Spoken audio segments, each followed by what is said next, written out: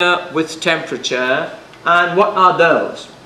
The change in area delta A is directly proportional to the original area and the change in temperature.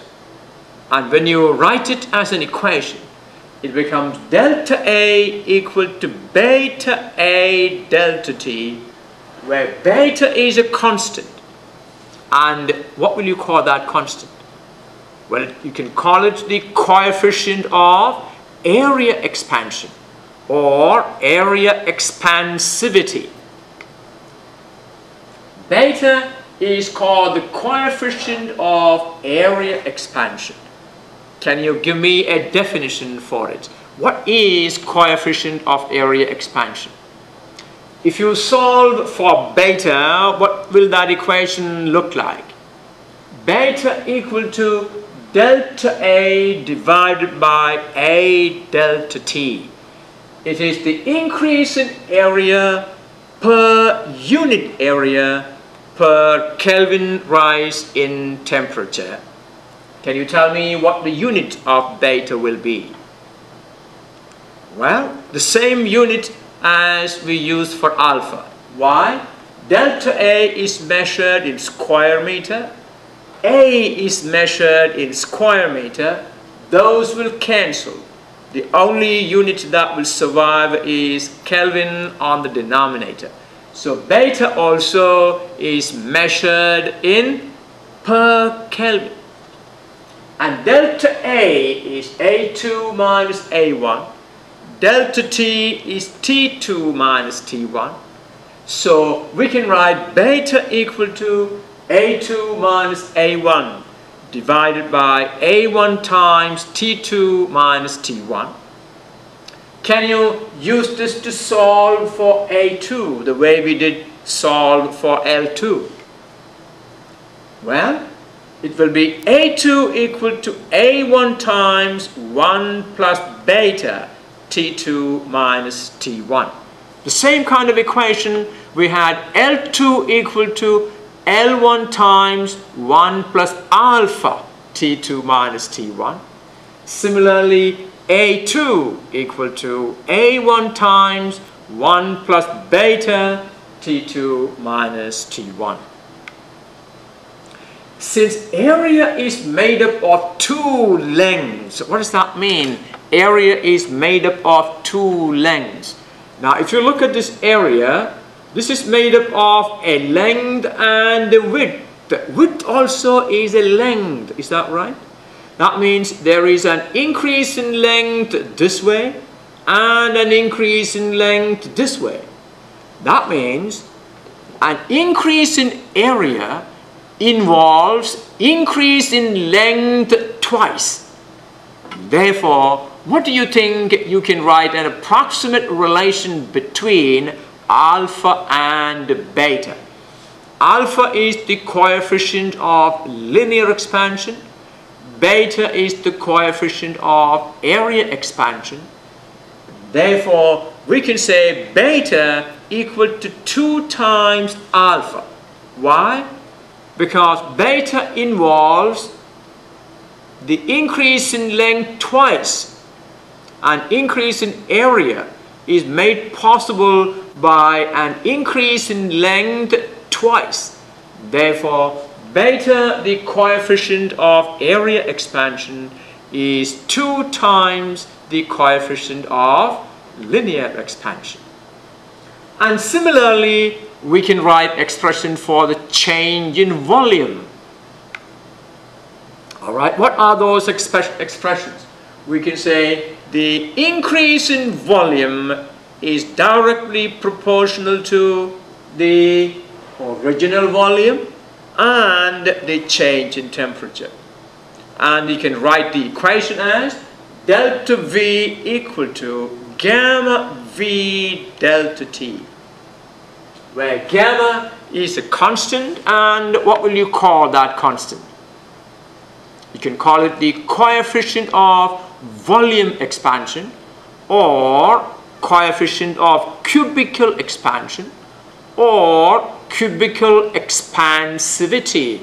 Any of those is applicable for that. So gamma is a constant. We call it the coefficient of volume expansion. And what is the definition you can give for coefficient of volume expansion?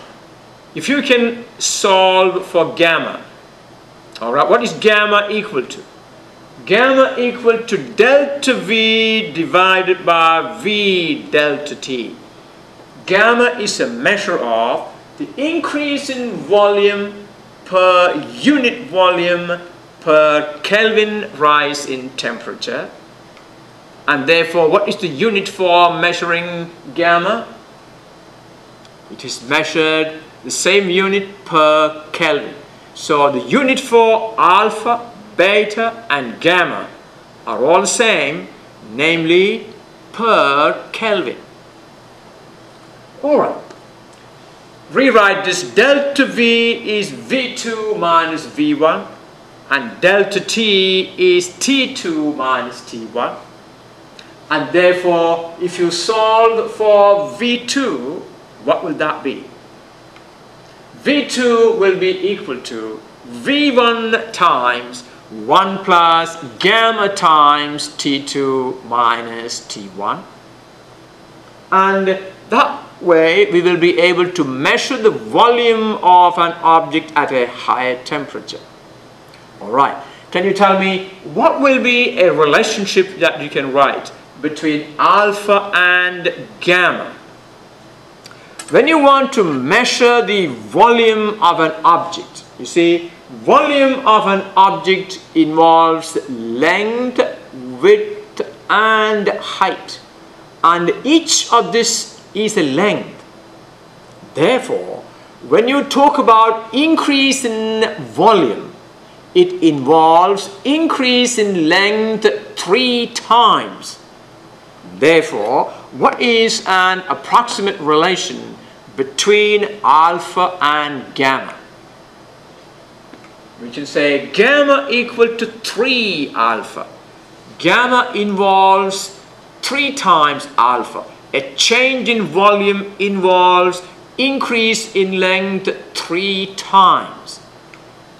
Now, let's put those approximate relations alpha, beta, gamma one more time. Assume that each of the following objects is heated by 1 Kelvin.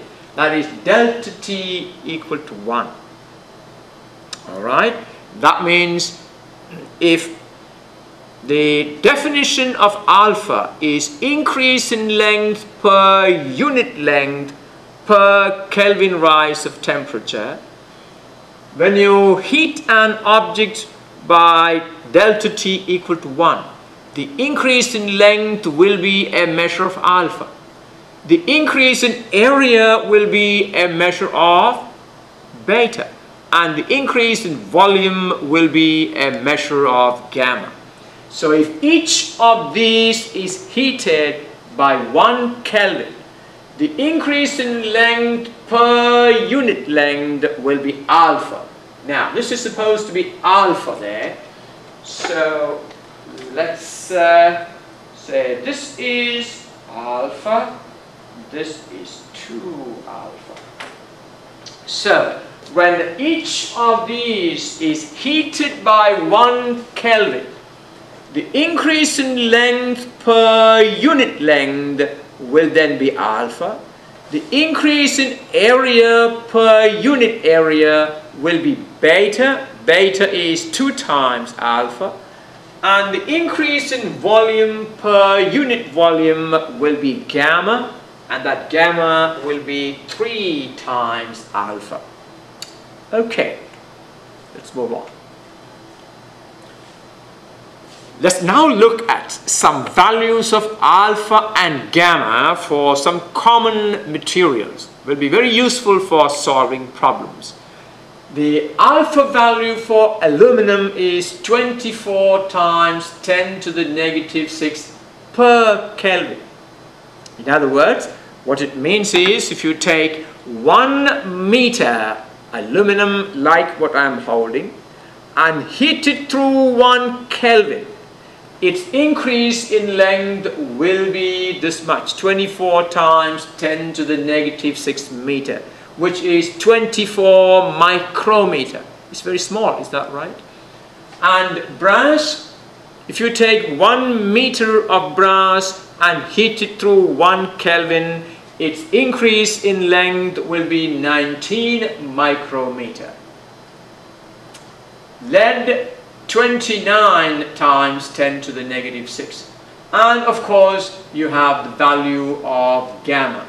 And you can see the value of gamma is approximately 3 times, not exactly, approximately 3 times the value of alpha. So in a problem, if you need gamma, but I give you only alpha, what will you do? Assume that gamma is 3 times alpha. Okay. In the beginning of this lesson, I told you when there is a